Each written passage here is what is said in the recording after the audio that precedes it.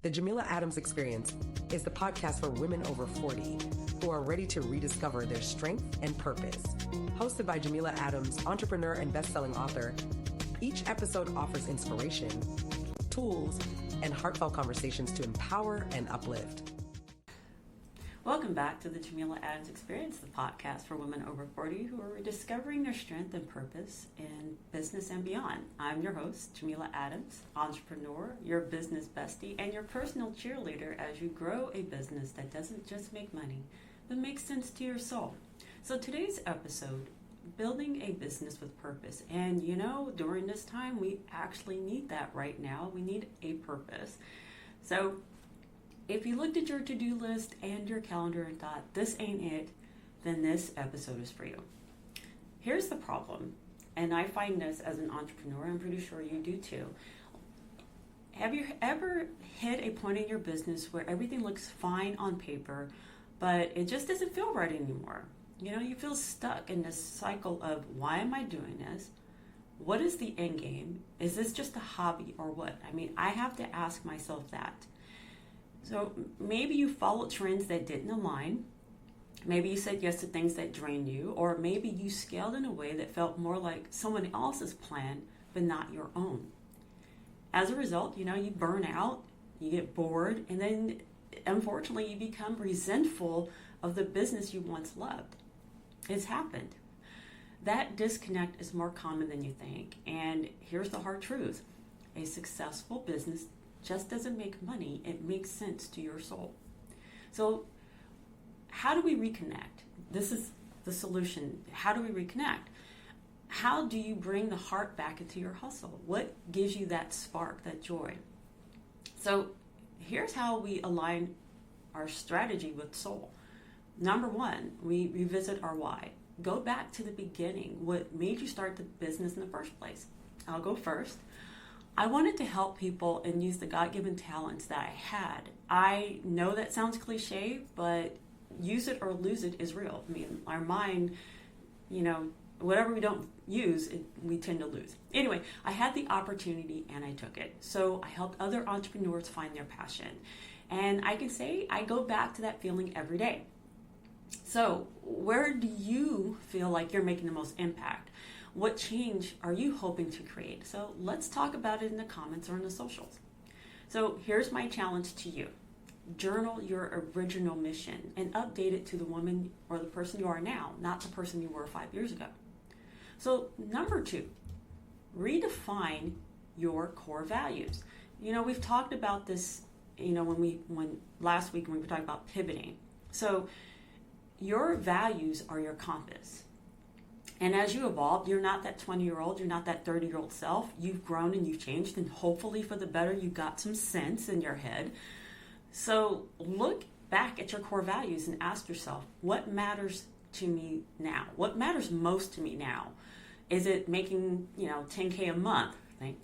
Something I wish I could do. Anyway, or spending more time with your family. And can you do both? I mean, for some people, they can do both.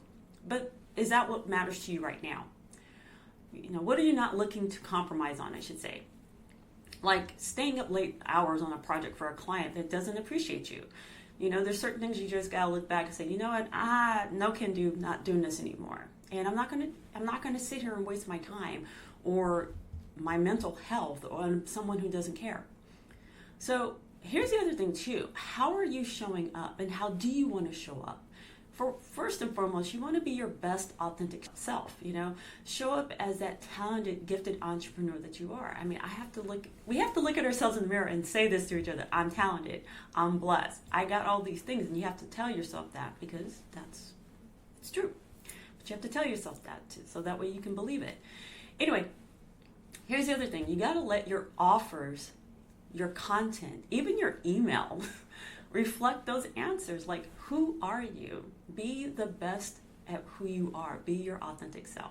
So be true to yourself and show up professionally and personally, because everything is connected. I know I've said this before. Everything we do as an entrepreneur is connected. Everything is connected because it affects one part of our life and the other. So number three, audit your strategy. So let's stop glorifying busy. You have one job, and that's to be there for yourself. Everything else will fall into place. But you have to be there for yourself, and you have to be realistic with yourself. Can you do this? Do you want to do this? Is it meant for me to do this? And this is the things you have to ask yourself. So when you do that, you have to figure out what part of your business feels forced. And you have to really think about it. Is it going to networking events and talking with people you do not know? Or is it coming up with new offers for your service packages? These are things you have to ask yourself. What truly brings you joy and momentum? For me, it's witnessing the expression on a client's face when they've achieved their targeted goal, through the marketing tips I provided, or the aha moment when I explain to them why you should have a YouTube channel or a TikTok or anything like that, so that way they can get that idea. And it sounds, like, oh, whatever, but it's true. To see them light up, or to hear that light up in their voice when I'm talking to them on the phone, it feels good.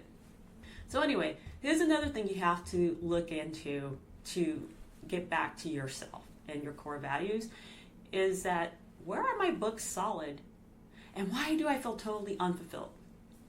And you really have to sit down and think, do I want this? Say that to yourself. I just want to get rid of the things that no longer serve me. So number 4, make purpose-driven adjustments. Start small. Update your offers to reflect your true goals. Examine what worked and what didn't, and grow from there. Your business is like a rose bush. It needs pruning, and while being cut does not feel good, it will lead to the best blooms in the end.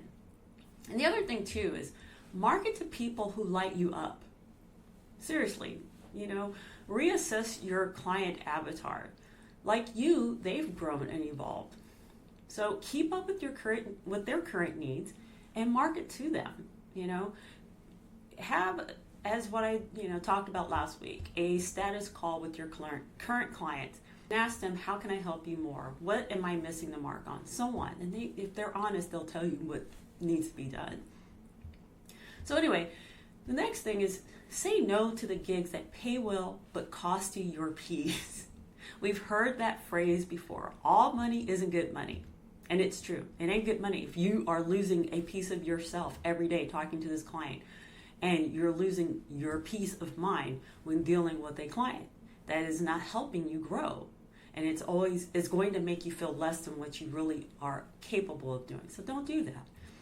Just remember, this gig is not worth your peace. So that's why it's always to have a discussion with a client before accepting the contract. You have to have a discovery call, an onboarding process, and find out for real if this person is who you want to work with. And if not, then just say thank you for the opportunity, and I don't think I can do this. And keep it pushing. There's no harm in that. Okay? Don't trash the client or anything like that. Hopefully they won't trash you, but this is the real reality of it is you got to keep your peace in everything that you do. Be mindful of your business and how you approach it. So number 5, communicate the shift. Your community wants to grow with you.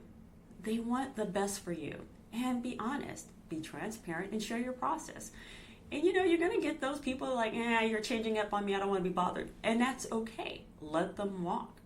Because you're doing something that's going to eventually not only help yourself, but help others in the process. It could show other entrepreneurs or other people in business, maybe it's your coworker, because maybe this is your side gig, that you can do something that will help you help others and get paid to do it. Hey, it's a win-win.